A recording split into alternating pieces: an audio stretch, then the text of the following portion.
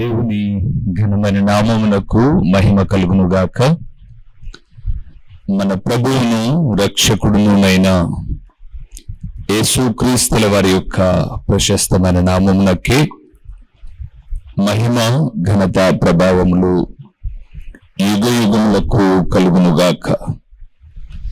సర్వకృపానిధియగు దేవుడు ఆయన గొప్ప కనికరమును బట్టి మరొక శ్రేష్టమైన శుభదినములో దేవుని మాటలు మనము ధ్యానము చేయుటకు ప్రభు చూపిన ఈ గొప్ప కృప కొరకై ప్రభువునకు మనము ఎంతగానో రుణస్థులమై ఉన్నాము అని చెప్పడంలో ఏ విధమైన సందేహము లేదు.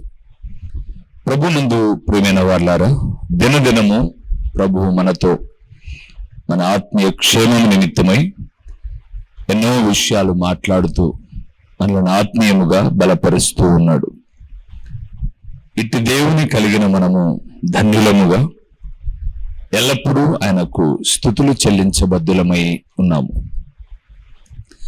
మీరంతా క్షేమంగా ఉన్నారు అని, ఆత్మీయముగా బలపరచబడుతూ ఉన్నారు అని ఒక దైవజనుడిగా నేను విశ్వసిస్తూ మీ అందరి కొరకు మా ప్రార్థనలో జ్ఞాపకం చేసుకుంటూ ఉన్నాము అని తెలియజేస్తూ వాక్య భాగంలో ముందుకు వెళ్దాం. నేడు మనము ధ్యానము చేయబోతున్న అంశ భాగము ఏమిటి అనగా, సహనము ద్వారా కలిగే ఆశీర్వాదములు ఏమిటి? సహనము ద్వారా కలిగే ఆశీర్వాదములు ఏవి? ఒకసారి మూల వాక్యాన్ని చూద్దామా? ఫిలిప్పీయులకు రాసిన పత్రిక 4వ అధ్యాయము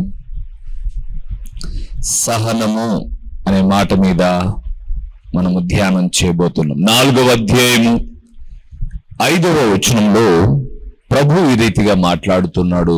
చూద్దాం. మీ సహనమును అపోస్తలుడైన పౌలు మాట్లాడుతున్నాడు 5వ వచనంలో. 4వ అధ్యాయం, మీ సహనమును సకల జనులకు తెలియబడనీయుడి. ప్రభు సమీపముగా ఉన్నాడు. చాలు. ప్రభునందు ప్రియమైన వారలారా, ఈ మాట మాట్లాడుతూ ఉన్న దైవజనుడు పౌలు గారు చెరసాలలో ఉంటూ ఉన్నాడు. ఎంతో సహనముతో ఉంటూ ఉన్నాడు. చెప్పే నాకు నీకు కొన్నిసార్లు తొందరపాట్లు. ఈ వాక్యము ద్వారా ఆయన ఉద్దేశాన్ని మనము గ్రహించాలి అని మనవి చేస్తూ ఉన్నాను. పౌలు చెరసాలలో ఉంటూ సంఘానికి పత్రిక రాస్తూ చాలా చక్కటి విషయాలు ఈ ఫిలిప్పీ రాసిన పత్రికలో సేవకుల గురించి, పరిచర్య గురించి ప్రతి విషయాలు ఇందులో పొందుపరచబడి ఉన్నాయి. అందులో 4వ అధ్యాయం 5వ వచనాన్ని మనం చూస్తున్నప్పుడు, మీ సహనమును సకల జనులకు తెలియబడనీయుడి అన్నాడు. సహనము అనే పదము కాడ 2 అనే ఒక అంకె రాసి కిందన రాయబడింది మృదుత్వము అని రాయబడింది. మృదుత్వము, మృదువైన స్వభావము. మృదువు అనే దానికి పర్యాయ పదములు నునుపు అని, మెత్తని అని వస్తుంది. మీరు సమూయేలు మొదటి గ్రంథం 17వ అధ్యాయం 40వ వచనానికి వెళ్తే, దావీదు గారు గొల్యాతును కొట్టడానికి ఏలా లోయలో కొన్ని రాళ్లను ఏరుకున్నాడు. ఆ లోయలో ఏరుకున్న రాళ్ళు నున్ననివి అని రాయబడింది. ఏటిలోని రాళ్ళు నునుపు ఎలాగయ్యాయి అనంటే, ఆ నీటి ప్రవాహానికి, నీటి తాకిడికి కరుకైన ఆ రాయి నునుపైంది. సంఘంలో మనం కూడా ప్రతి దినము వాక్యము మనలను సంధిస్తూ ఉన్నప్పుడు మనలోని కరుకు స్వభావము తొలగిపోయి మృదుత్వము, సహనము ఏర్పడాలి అన్నదే పౌలు యొక్క ఆలోచన. స్వతహాగా ఈ వాక్యాన్ని ప్రకటించే నేను చాలా కోపిస్తునండి. ఇప్పుడు లేదన్నా కోపం అంటారేమో. దేవుని వాక్య విషయంలో నిర్లక్ష్యాన్ని నేను సహించను. దేవునికి ఇవ్వాల్సిన ప్రాధాన్యతను ఎక్కడ తక్కువ చేసినా నా సహనాన్ని ఇప్పుడు కూడా కోల్పోతాను.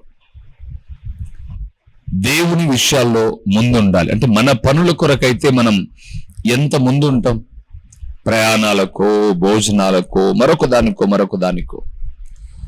దేవుని ఎడల నిర్లక్ష్యత వహించే విషయంలో నేను కోపగించుకుంటూ ఉంటాను. సంఘాన్నైనా నా కుటుంబాన్నైనా నేను కోపగిస్తాను.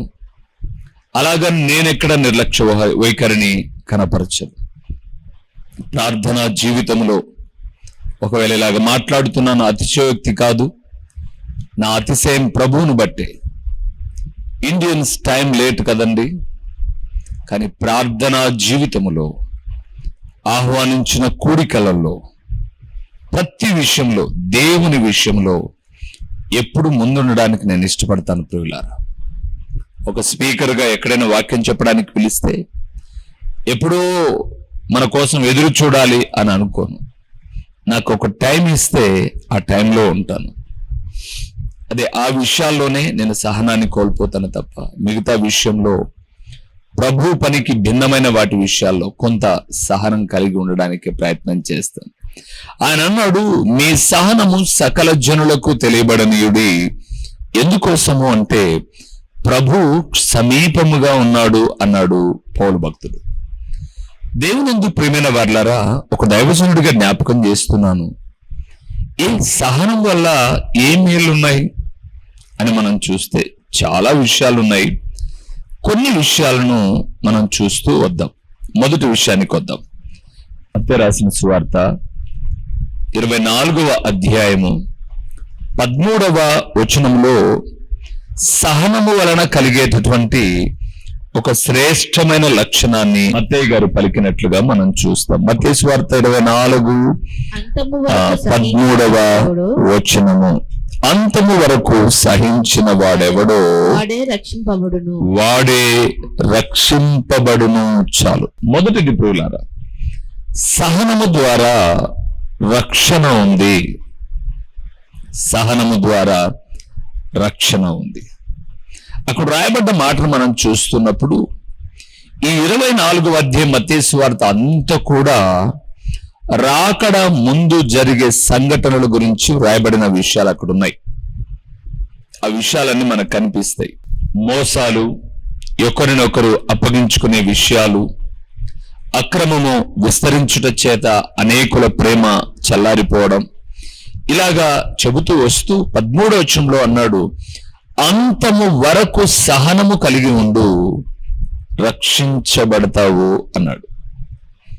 ఆల్రెడీ మనం రక్షించబడ్డాం బ్యాప్టిజం ద్వారా, ప్రభు రాజ్య వారసులమయం, మళ్ళా రక్షించబడతామంటాడేంటి మత్తయి గారు అని మనం చూస్తే, ప్రభునందు ప్రియులారా, మనం పొందిన ఆత్మీయ రక్షణ కాదు, ప్రభుతో ఉండేటటువంటి భాగ్యాన్ని మనం పొందుకుంటాం అనడానికి ఆ పదాన్ని అక్కడ వాడాడు. ఈరోజు రాకడకు ముందు జరుగుతున్న కొన్ని విషయాలలో, ఏ విషయాలలో అయితే రక్షించబడ్డారో ఆ రక్షణను కోల్పోతూ ఉన్నారు ప్రియులారా. ఆ రక్షణను కోల్పోతూ ఉన్నారు. ఎందుకు రక్షణకు చేరువ నుంచి దూరం అయిపోతున్నారు అనంటే వారిలో సహనము లేక. నేను ఈ సేవా జీవితంలో దాదాపు 26 సంవత్సరాలు కొనసాగుతూ ఉన్నాను. ఆయన రాకడ వరకు సేవలో ఉండాలన్నది నా తపన. ఎన్నో భయానకమైన పరిస్థితులు, అవమానాలు, నిందలు, బాధలు, దూషణ మాటలు ఎన్నో వచ్చాయి. మేము నిలిచి ఉన్నాం. కానీ విశ్వాసులను మేము చూస్తున్నాం, మేము ఎదుర్కొన్న దూషణలు కానీ, అవమానాలు కానీ, నిందలు కానీ, బాధలు కానీ ఏమీ లేవు. అంటే నా జీవితంలో ఎదురైన విశ్వాసుల గురించి చెప్తున్నాను.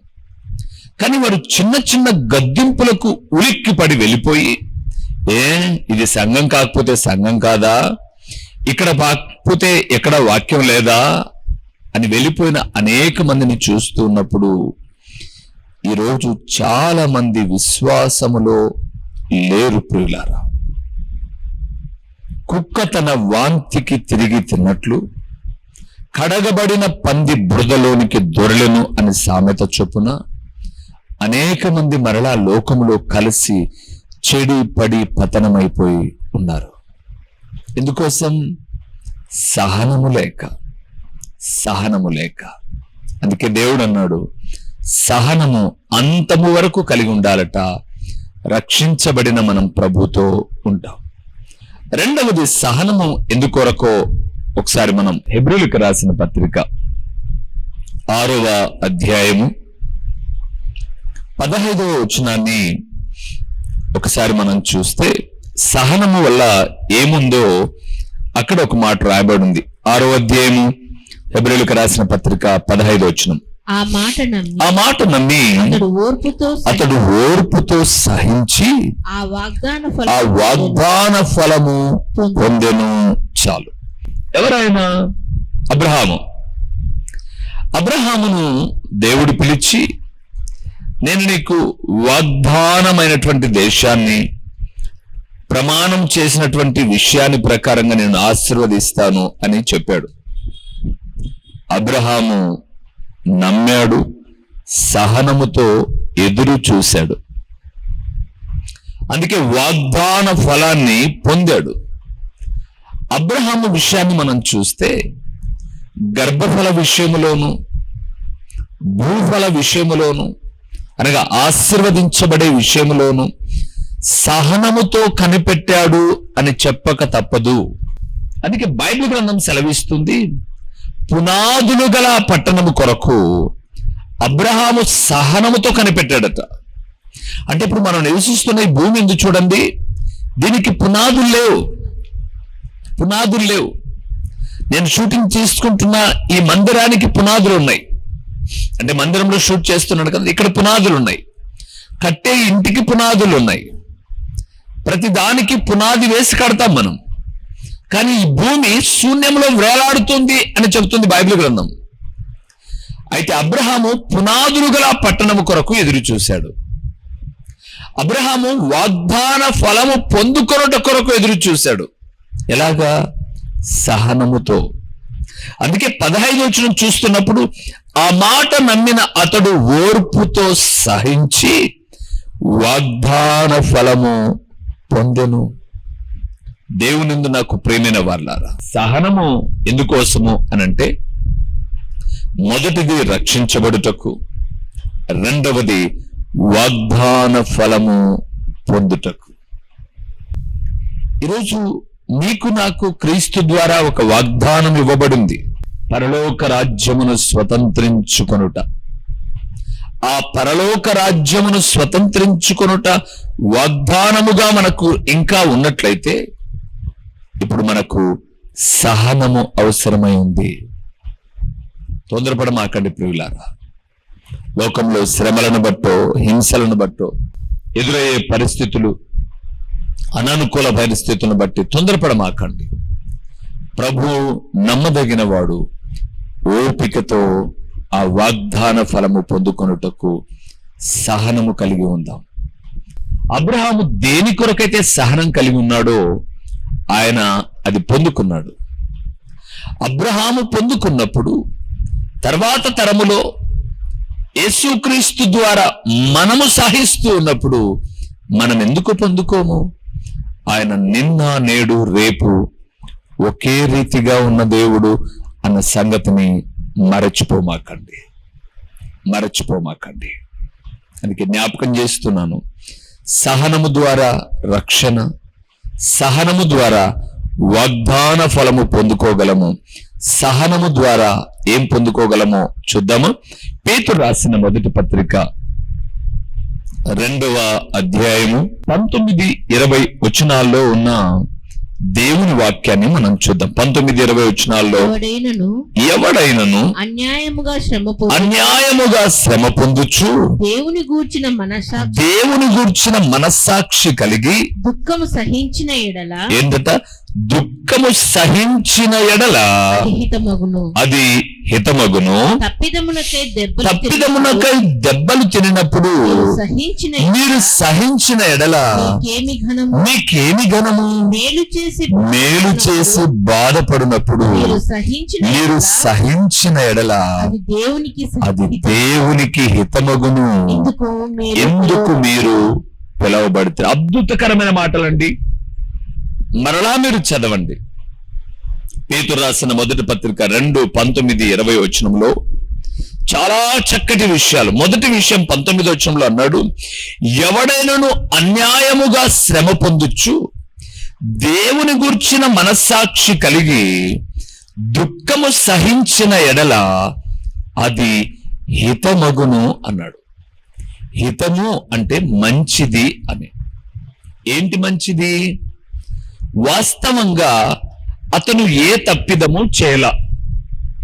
ఇప్పుడు దేవుని బిడ్డలు చాలా మంది మాతో చెప్పే విషయం ఏంటంటే, అన్నా నేను ఏ తప్పిదము చేయల, కానీ నాకు చాలా దుఃఖాన్ని కలుగు చేస్తున్నారు. మరి నువ్వేం చేస్తున్నావు? సహిస్తూ ఉన్నానన్నా. హితము. అందుకే 20 వచనంలో అద్భుతకరమైన వివరణ ఇచ్చాడు.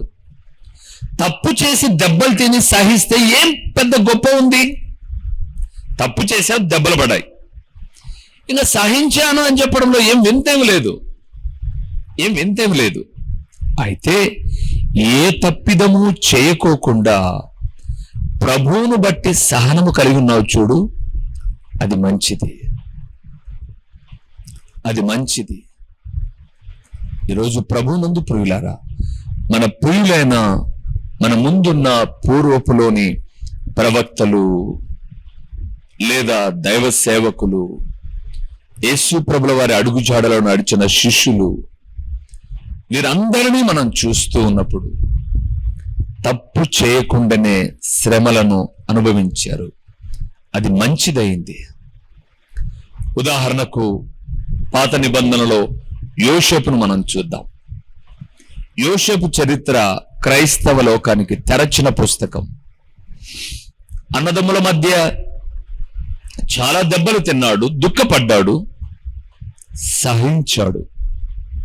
అక్కడికి వదిలేద్దాం.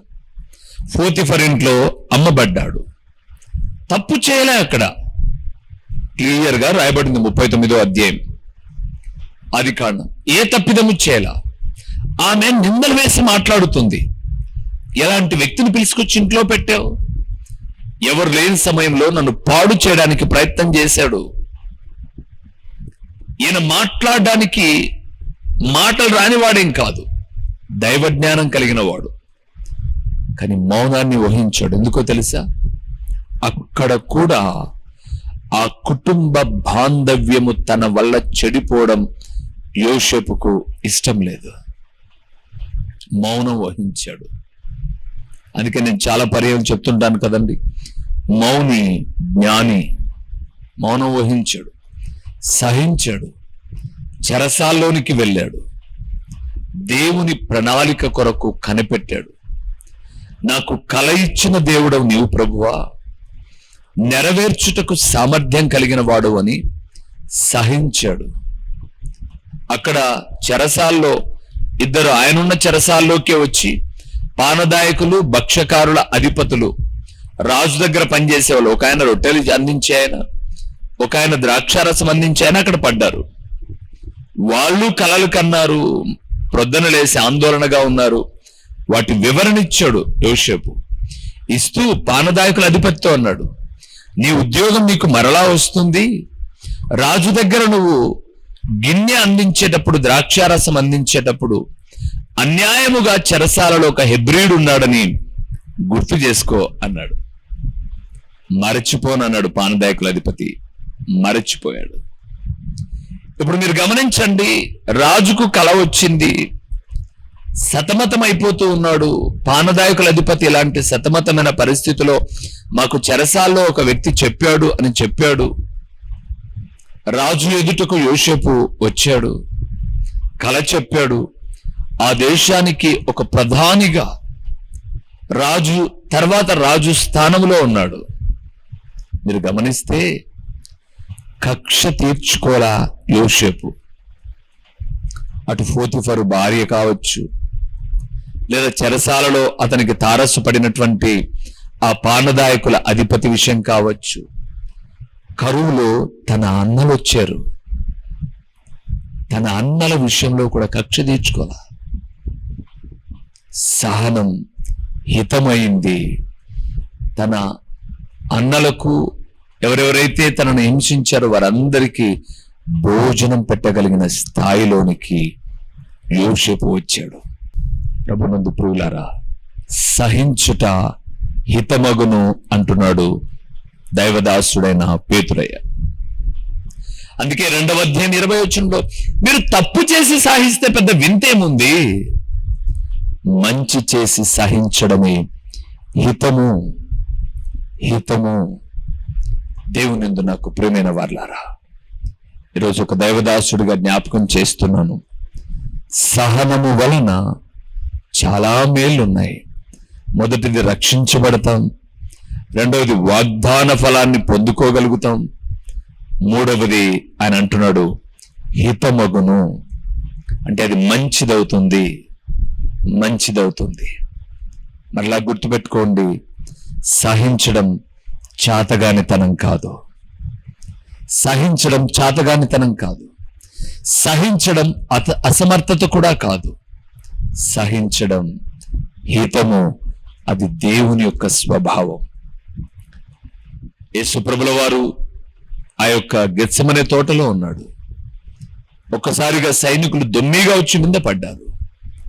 పేతురు వరలోని కత్తి తీసి ఒకని చెవు నరికాడు.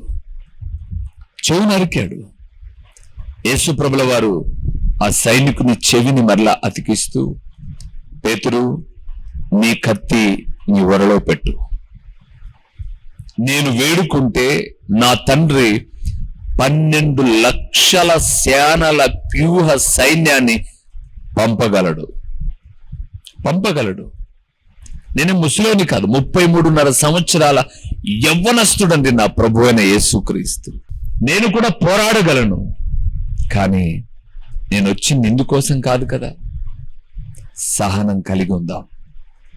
హితమైంది, అనేకుల రక్షణకు కారణమైంది. అందుకే సహనం హితమవుతుంది. ఇంకా సహనం ఏమవుతుందో చూద్దాము. యాకోబు రాసిన పత్రిక 1వ అధ్యాయము 12వ వచనము.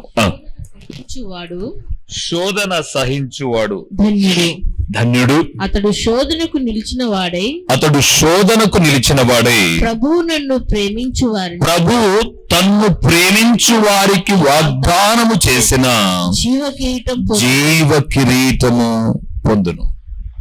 అక్కడ అన్నాడు శోధన సహించువాడు ధన్యుడు అని అంటూ, ఏముంది సహిస్తే అని అంటాడు, జీవ కిరీటము ఉంది. జీవ కిరీటము ఉంది. ప్రభునందు ప్రియమైన వారలారా, యాకోబు ఈ మాట మాట్లాడుతున్నాడు, సహనము వలన జీవ కిరీటం ఉంది అని. పౌలు గారు తన పత్రికల ప్రారంభంలో అటు ఫిలిప్పి 4:5లో అయితేనేమి, హెబ్రీ 6:15లోనైతేనేమి, పేతురు గారైతేనేమి సహించండి అని చెబుతూ వచ్చారు. ఇప్పుడు పేతురు తన టెస్టిమనీ రాస్తాడు. చాలా షార్ట్ ఉంటుందండి తిమోతి రాసిన పత్రిక 1వ అధ్యాయం 12వ వచనంలో. ఈరోజు సాక్ష్యం అంటే ఒకరోజు ప్రసంగం. ఎంత బుద్ధిహీనత అండి. సాక్ష్యానికి ఒక రోజు. ఈ 3 రోజుల మీటింగ్ లో ప్రసంగాలు గుర్తుండవు, సాక్ష్యం తప్ప. కానీ పేతురు టెస్టిమనీ అనగా సాక్ష్యం ఎలాగ చెప్పాడో తెలుసా? తర్వాత మీరు చూడండి, తిమోతి రాసిన మొదటి పత్రిక 1:12లో, పూర్వము హింసకుడను, దూషకుడను, హానికరుడను అలాంటి నన్ను నమ్మకమైన వానిగా ఎంచి తన పరిచర్యకు ఆయన నన్ను నిలుపుకున్నాడు. That's all. అయిపోయింది పౌలు గారి సాక్ష్యం. ఇంకా నువ్వు బీడి ముట్టించింది, సిగరెట్ వెలిగించింది, గ్లాసులో మందు పోసింది, కక్కింది, ఇవన్నీ అవసరమా సాక్ష్యంలో? నేను చెడ్డవాణ్ణి చాలండి. అయినా సాక్ష్యం నా గురించి నేనుగా చెప్పుకోవాల్సింది ఇతరులు. ఇక్కడ యాకోబు అన్నాడు జీవ కిరీటం. పౌలు చెప్పాడు కదంట, పూర్వం నేను ఇలాంటి వాణ్ణి అని. అదే పౌలు చెప్తాడు, 1 తక్కువ 40 దెబ్బలు ముమ్మారు తింటిని అన్నాడు. కొట్టిన పౌలయ్య ఇప్పుడు దెబ్బలు తింటూ ఉన్నా సహిస్తూ ఉన్నాడు. ఎందుకోసం? ప్రభు తన కొరకు సిద్ధపరిచిన జీవ కిరీటమును పొందుకొనుట కొరకు. దేవునందు నాకు ప్రియమైన వారలారా, నేను సహించకపోతే నాకు జీవ కిరీటము లేదు అని పౌలు సహించాడు. యాకోబు రంపములతో కోయబడితే సహించాడు. ఎందుకోసం? తన కొరకు సిద్ధపరిచిన జీవ కిరీటాన్ని పొందుకోవడానికి. ప్రభునందు ప్రియులారా, ఈరోజు క్రైస్తవులు అనేకమైన దూషణ మాటలు, హేళన మాటలు, నిందలు, అవమానాల మధ్య తిరుగుబాటు చేయకుండా ముందుకు వెళ్ళిపోతున్నారండి. ఎందుకోసం? ప్రభు తాను వాగ్దాన పూర్వకముగా చేసిన జీవ కిరీటము పొందుకొనుట కొరకు. దేవునందు నాకు ప్రియమైన వారలారా, ఒక దైవదాసుడిగా జ్ఞాపకం చేస్తున్నాను, శోధనలు తప్పకుండా వస్తాయి. చాలా సందేశాల్లో, యవనస్తుల కూడికల్లో నేను చెబుతూ వచ్చిన ఒక మాట ఏంటంటే, మనం బయట నడుచుకుంటూ వెళ్ళేటప్పుడు మన తల మీద పక్షులు ఎగరకుండా మనం ఆపలేం. మన తల మీద పక్షులు ఎగరకుండా ఆపలేం. ఎగిరిపోతూనే ఉంటాయి, గద్దలు, కాకులు, పిచ్చుకలు, ఎన్నో. కానీ మన తలలో గూడు కట్టుకోకుండా మాత్రం చేయగలం. శోధనలు రాక మానవు, వస్తాయి. మన తలలోనే గూడు కట్టుకొని పాడు చేసుకోకుండా మనం జాగ్రత్త మాత్రం పడగలం. అందుకే శోధనను సహించువాడు ధన్యుడు.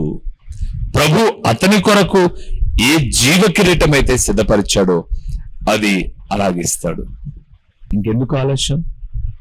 ఆ సహనానికి మనము సిద్ధపడదాం. తొందరపాటు వచ్చినప్పుడు కొంత ఓర్పు కలిగి ఉందాం. ఆ సహనము మనల్ని ప్రభు దగ్గర నిలబెడుతుంది, ప్రభు ప్రక్కన కూర్చోబెడుతుంది. ఆ భాగ్యాన్ని ప్రభు మనకివ్వాలి అని మనసారా కోరుకుంటూ నిండు మనసుతో మిమ్మల్ని దీవిస్తూ ప్రార్థన చేసుకుందాం. మహోన్నతుడైన దేవా, మహాగణుడైన పరలోకపు తండ్రి, నీ ఘననామమునకు స్తోత్రములు చెల్లిస్తూ ఉన్నాము నాయనా. అద్భుతకరమైన రక్షణ, వాగ్దాన ఫలము నాయనా, అది హితము అన్నారు. మా కొరకై జీవ కిరీటము ఉంది అని పలికారు. ఇన్ని మేలును మేము పొందుకోవడానికి, సహనాన్ని కలిగి ఉండడానికి సహాయము చేయండి. సహనము మాకు దూరం అవుతూ ఉన్నప్పుడు నీ ఆత్మ సహాయాన్ని మాకు అందించి సహించే మనస్సును తండ్రి నీ ద్వారా మాకు దయచేయమని. ఇదిగో ఈ వాక్యమున్న బిడ్డలు, నేను చాలా సందర్భాల్లో సహనాన్ని కోల్పోయిన సందర్భాలు ఉంటాయి. దానివల్ల మేము నష్టాన్ని చవి చూసాం, కానీ మేలు పొందుకోలేదు. కావున నీ బిడ్డలమైన మేము సహనము కలిగి సత్యస్వరూపువైన నేను చేరుకోవడానికి సహాయం చేయండి. ప్రకటించబడిన ఈ పరలోకపు సంగతులు వ్యర్థముగా పోకుండా సారవంతమైన నేలను పడిన విత్తనము వలె 30దంతలుగా, 60దంతలుగా, 100 ఫలింపచేసి నీ ఘననామానికి మహిమను మీరు కలుగు చేసుకునమని యేసు నామములో అడిగి పొంది ఉన్నాము తండ్రి. ఆమేన్. మా చిరునామా దైవజనులు బ్రదర్ ఓ రూబేన్ గారు, క్రీస్తు ప్రార్థనా మందిరం, డోర్ నెంబర్ 1-10-386, నగరిగుట్ట, పులివెందుల, కడప జిల్లా. మీ ప్రార్థనా అవసరాల కొరకై సెల్ నంబర్ 9989067409.